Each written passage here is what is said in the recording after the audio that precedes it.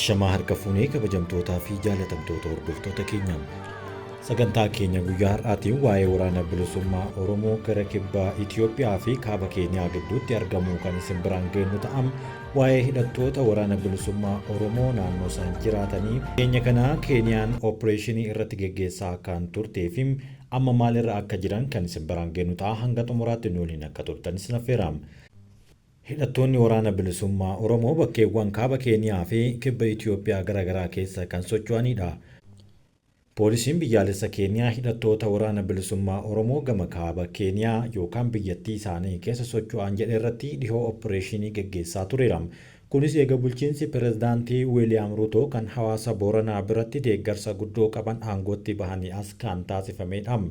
Kaayyoon isaas yakkamtoota opereeshinii seeraan alaa geggeessuun nageenya biyyaalessaa keenyaaf yaaddoo cimaa kennan jedhee kanatti keessaa balleessu jechuun kaasaniiru.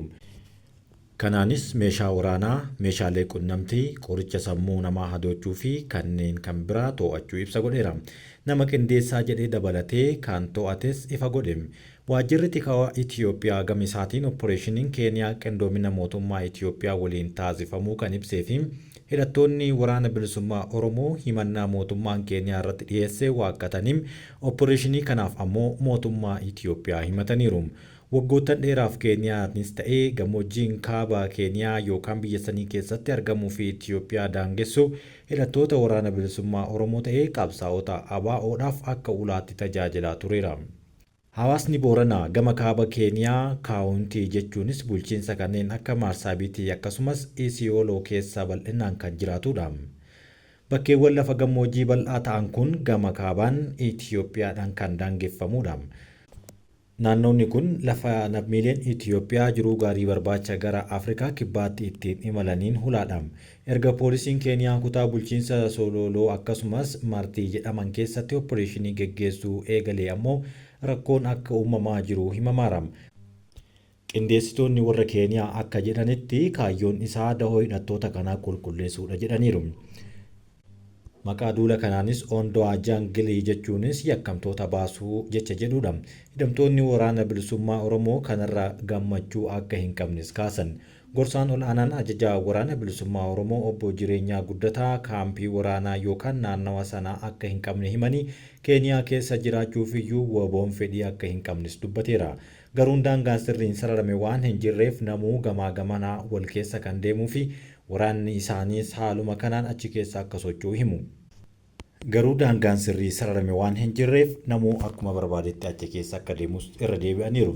Akka hidhattoonni kunneen jedhanitti miseensonni isaanii 95 ol daangaa Keeniyaa irraa fagaatanii kibba Oromiyaa keessa kan socho'an ta'uu dubbatu. 5 gadi ammoo naannoo daangaa Keeniyaatti dhiyaatu akka jiranis ibsa godhaniiru. Kaabi Keeniyaas ta'ee kibba Itoophiyaa mootummaan giddugaleessaa Itoophiyaas ta'ee Keeniyaa irraa fagoodha jedhan. Halkanoo boruun xiinxallaa siyaasaa fi nageenyaa gaanfa Afrikaa yoo ta'an faallaa obbo Jireenyaa hidhattoonni waraana bilisummaa Oromoo Keeniyaa keessa mandhee akka qaban dubbatu. Hidhattoonni waraana bilisummaa Oromoo Mooyyalee, Sololoo fi kaawuntii Isiyooloo keessa kan socho'anii fi baddaan Areeroo, Sololoo fi kaampii Liqoo Martii keessatti buufata akka qabanis dubbataniiru. Itoophiyaa keessatti hidhattoonni waraana bilisummaa Oromoo ofiin jedhan keessumaa naannoo guddicha Oromiyaa keessatti mootummaa haaraa ijaaruu kan barbaadanidha. Waggoota muraasa dura dhaaba seeraan socho'u ABO irraa erga adda bahanii booda sochii isaanii cimsanii itti fufan. Mootummaan Itoophiyaa tarree shororkeessitootaa jala galchee gartuu biyya keessaa tarree kana jala galan isaan qofaadha. Yeroo waraana kaaba Itoophiyaa mootummaa giddugaleessaa kuffisuuf humnoota TPLF waliin gurmaa'uun jechuun himanni irratti kan banamaa turee fi Keeniyaa keessaa garuu waan akkanaa kan hin mul'anne waraana biyyattii waliinis ta'ee poolisii waliin kallattii walitti bu'uun isaanii kan hin mul'annedha. Mootummaan Keeniyaa irratti dhukaasni geggeessuu kan hin jirree fi amma gama Itoophiyaatti yoo dhufe ofirraa qoolanna jechuun dubbatanii kan turan garuu yeroo ammaa kanatti wanti haaraan akka hin jirre gama lamaaniin iyyuu gabaafamaa jira. Haa ta'u malee booda kana hidhattoota waraana bilisummaa Oromoo yakkoota garagaraan warri himatan poolisiin Keeniyaa meeshaa daddabarsuu, qoricha nama sammuu hadoochuu daddabarsuu fi daddabarsa seeraan alaa kanneen biraa seera albuuda baasuu, walitti bu'iinsa gosaa keessatti hirmaachuu fi nama butanii qarshii gaafachuudhaan himatuun irratti opereeshinii banuu hima.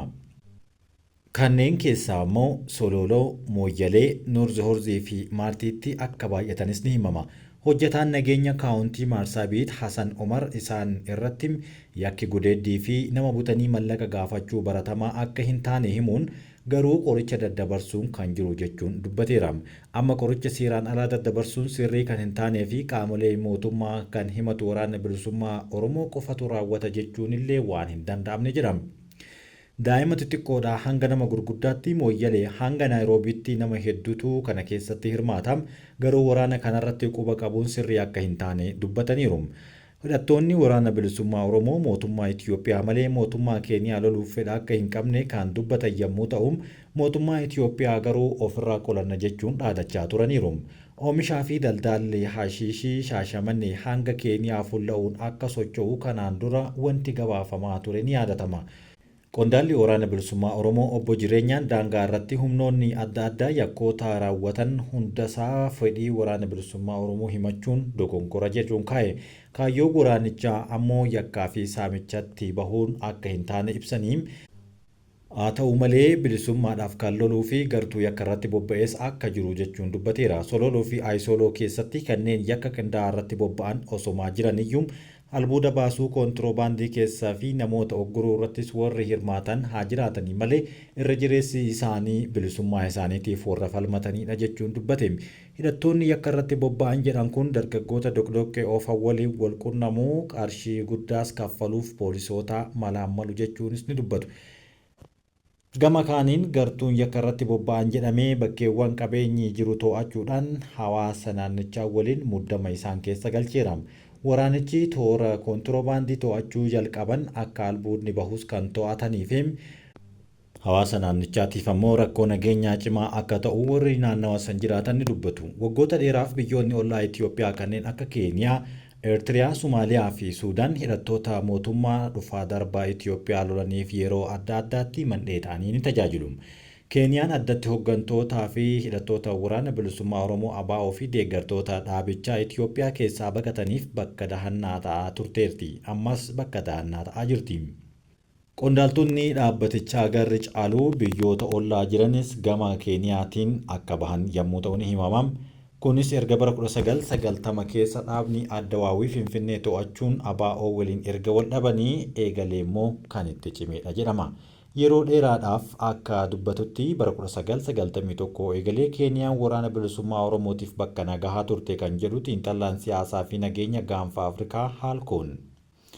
Namoonni baay'een keessumaa hawaasni Booranaa waraana bilisummaa Oromoo akka finna isaanii isaan gargaaran yeroo walitti bu'iinsi isaan leenjisanitti kan isaan ilaalanidha jechuunis dubbatanii walitti bu'iinsa gosaa fi sabaa kan kaaba Keeniyaatti mudatu keessaa hidhattoonni ni hirmaatu jechuun kan himatanii fi garuu hidhattoonni kunneen akka keessatti hin hirmaannes ni dubbatu. Waraanni bilisummaa Oromoo gama isaanii yookaan gama waraana Keeniyaa waliin lola tokkollee kan hin qabnee fi isaaniin lolus akeeka akka hin qabne dubbatan. Obbo Jireenyaan lolli nuti qabnu mootummaa Itiyoophiyaa waliin yakki waraana bilisummaa Oromoo raawwate akka maxxanfamuu kan jedhu mootummaa Itiyoophiyaati jechuunis kaasaniiru. Opporeeshiniin kun kan taasifamu dura qondaaltonni tika Itiyoophiyaa fi Keeniyaa wal arganii kan ta'aniif yeroo ammaa kana warra gara Keeniyaatiin kan irratti hirmaatudha. Pirezidaantiin Keeniyaa amma Wiiliyaam Ruutoo gama kaaba Keeniyaa hawaasa Booranaa biratti deeggarsa cimaa kan argatee turedha. Ta'us adeemsa keessa deeggarsi hidhattoonni kun hawaasa biraa qaban jijjiiramuu kan himan xiinxaltoonni siyaasaa kanneen biroo fi Haalkoonis rakkoon isaan biratti dhufaatiin jiru hammaataa akka dhufe ni himu. Hidhattoota waraana bilisummaa Oromoo keessaa hawaasa Booranaa kan ta'an lakkoofsi isaanii xiqqaateera. Deeggarsi hidhattoonni kun Sololoo fi Mooyyaleetti qabanis gadi bu'eera jechuunis ni dubbatu.